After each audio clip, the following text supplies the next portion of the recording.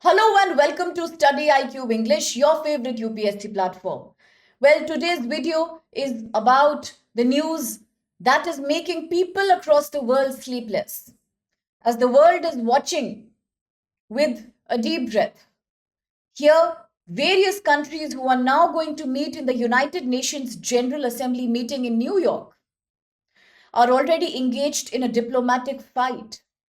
The fight between two clear cut poles. On the one hand, happens to be Israel, with the backing of America. And on the other hand, there are so many countries in the world, including recently countries like France, Portugal, Canada, Australia, who have openly declared support for recognizing Palestine as a separate country. Now, as the United Nations was persistently warning Israel in the last few weeks about the ongoing genocide, humanitarian crisis in Gaza, and how Israel should come to the table for negotiation and think once again about reviving the two state solution.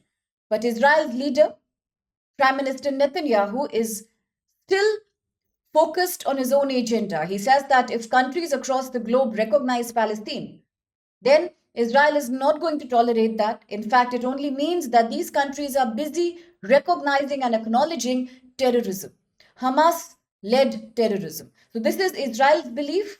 And on the other hand, there are so many countries who now, completely fed up with failing negotiations about stopping the West Asian war, are all gearing up one by one to acknowledge, to recognize Palestine as a separate country, as a formal state.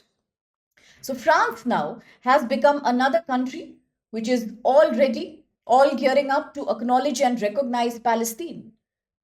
At the upcoming 80th, rather the ongoing 80th session of the United Nations General Assembly meeting in New York.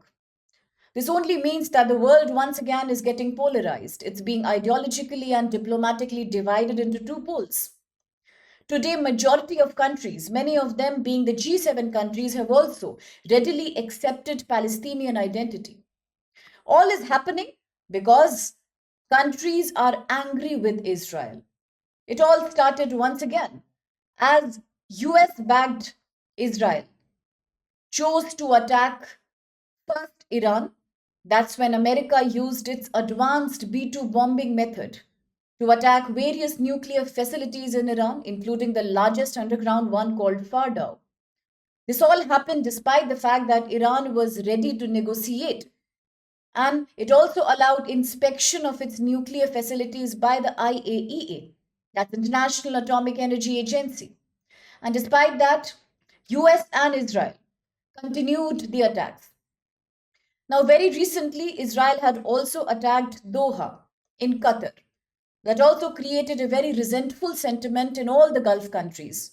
At the same time, even EU countries were angry about it. They said the war on West Asia doesn't seem to be ending. Israel has no clarity on whether it wants any negotiation or not. So, therefore, following today France's decision, there are countries like the UK, we have Canada, Australia, who have also formally recognized Palestine. They just want to add on to the pressure on Israel for finally agreeing to the two state solution. In the past, various negotiations have already failed, either mediated by Saudi Arabia, Egypt, or America itself. Now, we had the Abraham Accords, we had the Oslo Accords. Many of them broke down because nothing could stop the West Asian violence. Every time the leaders from Israel and Palestine were ready to come to the table, there was ongoing militancy, there was ongoing firing across each other's border. Today, the situation is so grim that many civilians are consistently losing their life. And this, therefore, has resulted in so many nations now ready to acknowledge Palestine. Then Portugal also has said that it is ready and it will recognize the sovereignty of Palestine. At the same time, this is indeed very shocking because the announcement by France, UK, and Canada to recognize Palestine formally comes as these countries are a major part of the G7 forum. And three members of the G7 bloc, that's the group of seven, have readily now acknowledged Palestine. That only means Israelis' diplomatic isolation will only now keep on increasing. At the same time, Israeli PM Prime Minister Benjamin Netanyahu will also be going to the meeting in New York for the UN General Assembly meeting, and he has promised that he will retaliate against all the countries who are now ready to recognize Palestine. There was another controversy that happened. The Palestinian leader was not given a visa to attend the UNGA meeting. This also created an unhealthy sentiment in most countries. They said that it is a very poor diplomatic move by America of deliberately not issuing visa to the Palestinian leader. So therefore he will be attending the conference online. And ahead of this meeting at New York, there are countries like Luxembourg, Malta, Belgium, Monaco, who also have joined three quarters of total 193 United Nations members who already recognize Palestinian state officially. So majority of the world countries today are ready and they have already acknowledged the existence of a formal sovereign Palestine. Israel has been engaged in this conflict with Palestine, particularly the militant extremist group from Palestine called the Hamas group.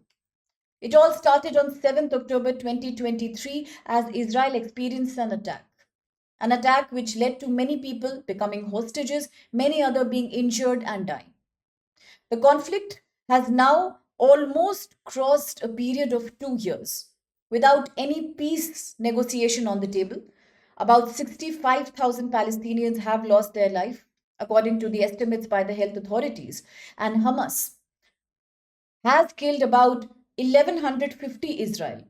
Many as 250 were taken as hostage at the time when Palestine had done the attack back in October 2023. Now, this has angered Israel deeply. It says that we will not negotiate until there is a guarantee of complete ending of Hamas terrorism. And that's why the war is completely unfettered. It just goes on and on today. The attack was at that time widely criticized even by the Indian Prime Minister, Shri Narendra Modi, and the United Nations Secretary General Antonio Guterres. Also referred to the situation in Gaza today as morally wrong. He said that it is a humanitarian crisis that is leading to a deficit of medicine, food, water, basic basic civil rights to women and children.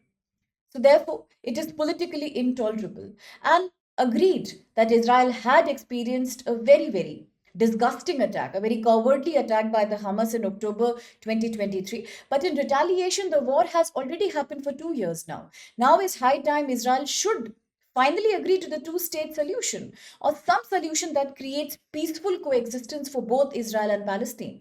The world cannot become a spectator to a war that has no ending. Now remember, it also creates a disturbance in global supply chain.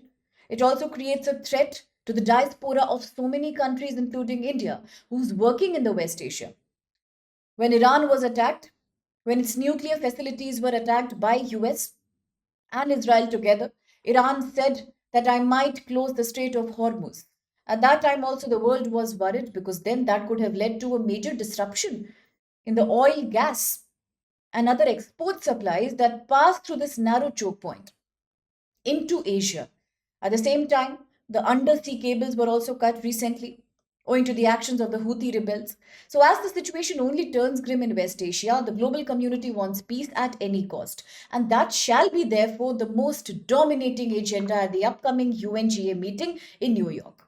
Now, Palestinian President Mahmoud Abbas, who, as I said, was blocked from attending the meeting because of non issuance of the visa, is poised to attend the meeting through an online conferencing. So, what exactly the negotiation will shape up to be, that we have to see. Now, talking about India, yes, geopolitically, India is also in a very tight spot because India and Israel are allies, they have been great friends.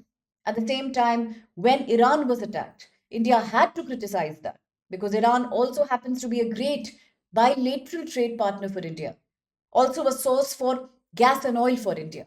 So, India had recognized Palestine right since the 1988, and even when the Gaza genocide goes on, it was India who was ready to offer humanitarian aid. India was also criticizing the genocide. India has repeatedly said, despite our key friendship, age old ties with Israel, we still condemn, we do not support the ongoing war and genocide that's happening. Now, there are countries like Belgium and Luxembourg who will also now be recognizing formally the existence of Palestine at the upcoming UNGA meeting.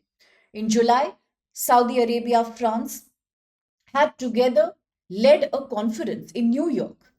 The purpose was to create a comprehensive plan for creating two-state solution, for reviving the two-state solution, which was then adopted by the United Nations General Assembly recently in September 2025. The resolution has been backed by 142 countries across the world, and that includes India. Now, 4 out of 5 permanent members of the United Nations Security Council, apart from the US, and 6 members from the G7 group, all have voted in the favor of the two-state resolution, but at the same time, they have also condemned the cowardly attacks by the terror group Hamas. So, all in all, the sentiment that comes out is that all countries today want peace. They want an end to genocide. Of course, it leads to a diplomatic polarization of the world. That's true. So, exactly how the meeting shapes up and will this actually create a solution to the age old problem? Now, that is something I would love to open up for discussion. So, you can post your opinions, your viewpoints, your sentiments on the topic. Yes, it's a very sensitive topic, but I would love to hear from you. You can leave a thread here. You can share your opinions here with us as well. You can tag me if you want me to rope in the discussion also. Now, let's have a look at the question. Consider the following statements regarding recent developments in Israel-Palestine conflict. 1. In 2025, France formally recognized Palestine as an official state at the UNGA forum, joining countries like Belgium, Luxembourg, Malta, Monaco, who already have recognized Palestine. Second, the United Nations Secretary General, Mr. Antonio Guterres, stated that Palestinian statehood is a reward for meeting certain conditions set by Israel and America.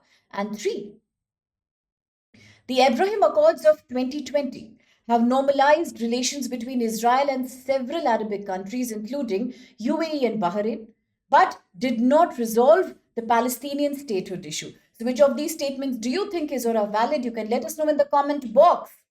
Okay, and now here's a quick reminder about the ongoing sale. So, to my all dear aspirants who enjoy these videos, who participate in these crucial discussions, who are not only working hard but also making a difference to the lives of all other aspirants who learn so much from the discussions that you choose to make on this forum. Here's the reminder about the ongoing Navratri Mahotsav sale. Now, in case you want to apply and take advantage of the heavy discounts that we are running on StudyIQ, please, you can use the code SPLIVE on your screen now and just log in into any of these batches that are available for 2026, 27, and 28. Now, the best part is we offer them in English, in Hindi, and in the bilingual mode, that's in English, from a price that begins at 9999 only. The sale ends on 24th September. So, yes, the time is running out, but then so is the time for 2026 prelims. So, yes, you can use the code and enjoy all these GS Foundation batches, plus enjoy massive discounts on the optional courses as well. For any other details, please fill up the form and we will reach out to you. The form is right here in the description box of the video. Thank you so much and all the best.